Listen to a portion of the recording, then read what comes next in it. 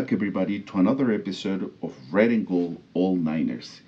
Now I will bring you three key players in our offense for the victory over the Rams. The first one, these three are no-brainers. We know in our defense is always going to be solid, so we need better perform from these three players in our offense to have a chance to beat the Rams this Monday. The first one, no brainer, Colton McKibbitt, left tackle. Trent Williams goes down, ankle injury. Colton McKibbitt is the next man up. Since Colton McKibbitt was drafted by the 49ers, they have a lot of faith on this player. He goes out, he gets into the bubble, he get cut, signed to the practice squad, comes back with a chip in the shoulder, goes and proves why he belongs in the NFL. Not only that, proves why he is the swing tackle for the 49ers. So definitely we need a better perform from Colton McKibbitt.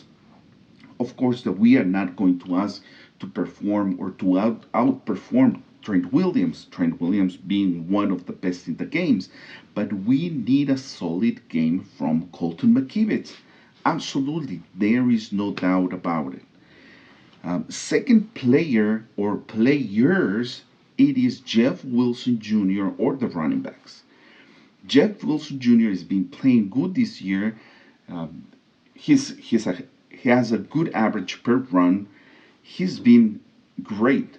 Nonetheless, we know that our offense is a run first offense. So either is Jeff Wilson, Jordan Mason, or Marlon Mack. They need to be at the top of their games. I would like to see Marlon Mack in this game.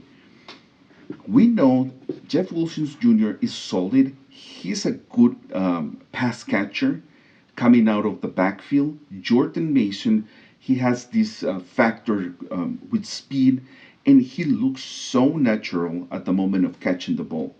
But I don't know if in either of these two players it is a pure back as Marlon Mack it is.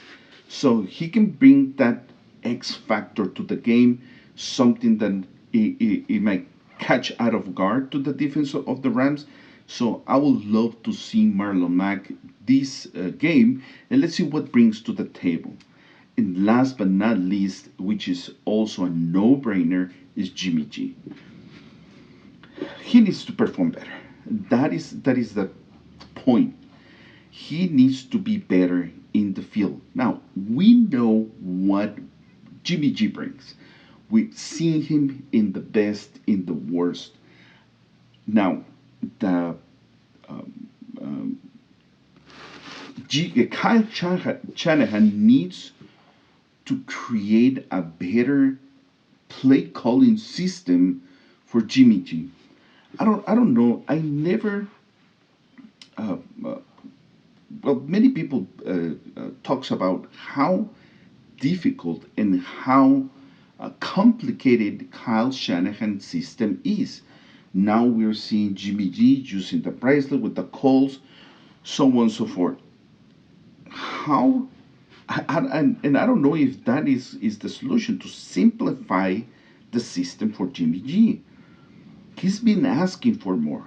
Now in this offseason, he goes out, he knows that he's returning to the 49ers, and he calls for an open playbook. Goes out there, the first starting game this year for Jimmy G, and we saw what happened. He got a hat trick, right?